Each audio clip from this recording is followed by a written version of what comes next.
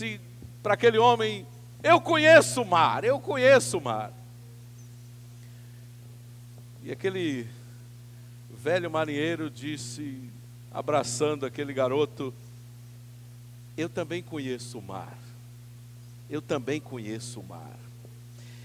Eu gosto muito dessa pequena história, porque ela estabelece uma diferença imensa entre o conhecimento recente daquele garoto, o conhecimento inicial daquele garoto do mar que o fascinou naquele instante, e o conhecimento daquele velho marinheiro, acostumado ao mar, dedicando a vida toda a conhecer a tempestades e tudo mais. Que diferença brutal entre esse conhecimento, e acho que todos nós somos, em alguma medida, como aquele garoto fascinado diante do mar. Somos aprendizes. E esse coração de aprendiz, se a gente for aberto com Deus, eu acho que a gente pode desenvolver muitas coisas belas na vida. Então, nesse esquema da oração, eu queria combinar com vocês o seguinte: eu estava pensando de a gente, durante essa semana, nesses próximos dias, a gente ter, além do convite de orar mais, obviamente, a semana de oração é para isso, é um tempo de reflexão, de oração, a gente tem um momento, e o horário que eu pensei foi 10h10. 10h10.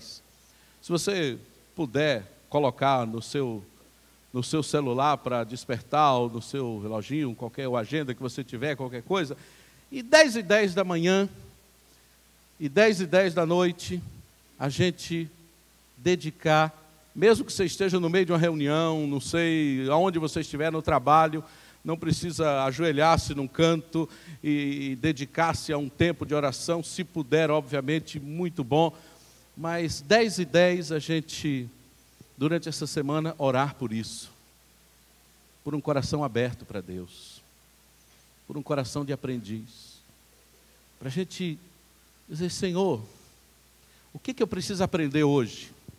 Talvez você esteja num momento ali com o chefe de trabalho e precise aprender uma lição de paciência, né? Talvez com o cônjuge em casa, não sei, mas acho que será muito bom todos nós nos envolvermos nisso. 10h10, 10h10 eu pensei de ser um horário fácil para a gente lembrar. 10h10 da manhã, 10h10 da noite, a gente dedicar um tempo, mas não está dirigindo, dedica um tempo a si mesmo, não vai fechar o olho dirigindo, né? Mas dedica um tempo a si mesmo, a orar, pedindo a Deus por isso, por um coração aberto, por um coração de aprendiz. O fascinante efeito da oração na nossa vida me lembra muito, né, o jeito que a gente deve orar. Tem uma pequena história de uma garotinha que a mãe chegou no quarto, assim, quando abre a porta do quarto, está a filhinha ajoelhada orando. Mas a garotinha orava assim: A, B, C, D, E, F, G, se fosse baiano, dizia F, G, H, I. Ela orou as letras do alfabeto. E a mãe, sabe como a gente, né, mãe e pai, não entende às vezes o que vocês estão fazendo, né? Como uma propaganda que eu vi de uma mãe que chegou, ficou encantada assim, porque a filhinha estava em cima de um pequeno caixote na pia, lavando a louça assim. A mãe parou encantada. Aí de repente, quando ela puxa a louça, ela está lavando o laptop da mãe, né? E a mãe estava assim encantada com aquele sonho, mas sem entender, né? A, B, C, D, E, F, G. E quando terminou, eu perguntou: Ritinha, o que você estava fazendo, filha? Orando, mãe. Orando? Mãe, Deus não sabe tudo. Eu oro as letras do alfabeto e Ele arruma do jeito que Ele quiser. Fascinante, não? Fascinante essa fé, essa confiança assim, simples.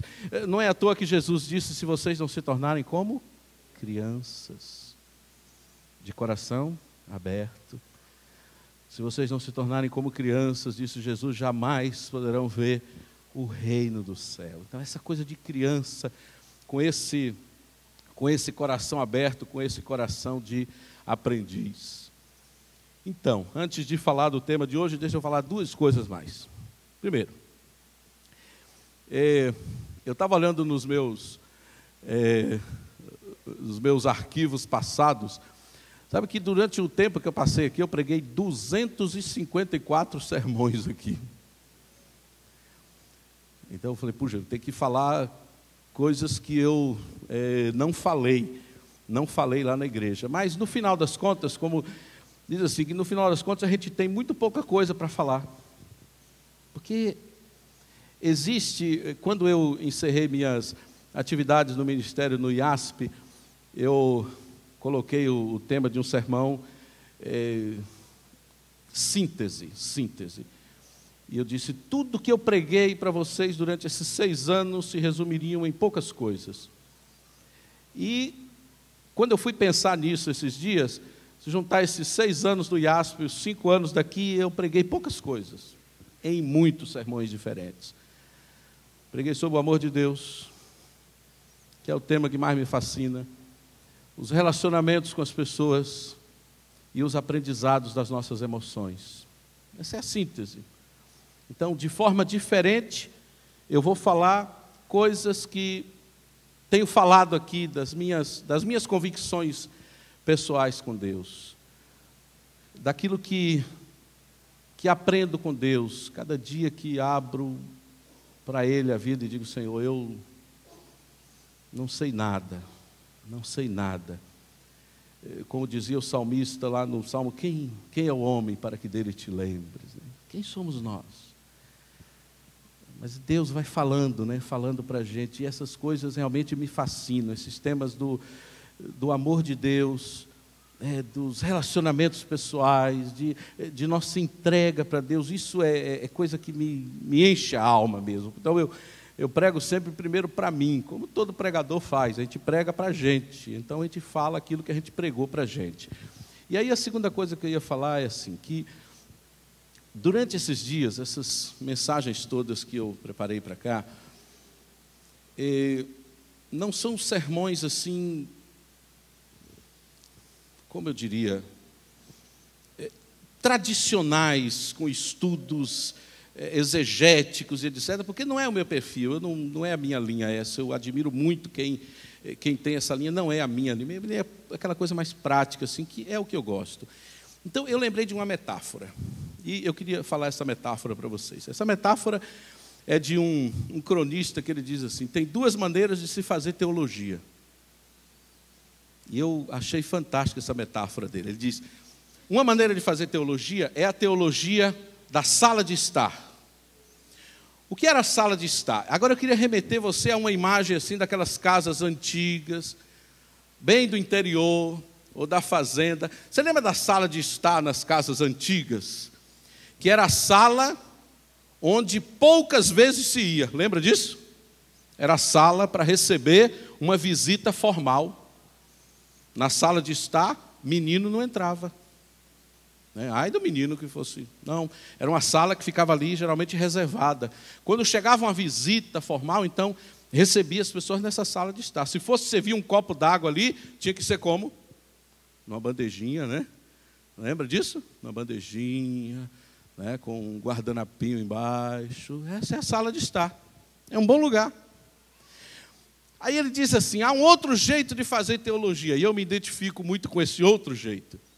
Quer dizer, a teologia ao redor do fogão de lenha. Lembra do fogão de lenha?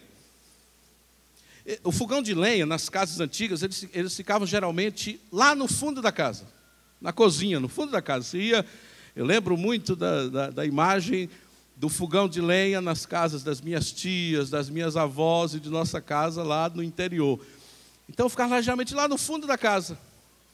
No fogão de lenha, sempre tinha alguma coisa, Alguma coisa sendo aquecida. Uma chaleira com água, um feijão cozido. Sempre tinha alguma coisa no fogão de lenha. Como é que era estar ao redor do fogão? Não era um lugar de formalidade. Era um lugar gostoso, se aquecer, somente com um friozinho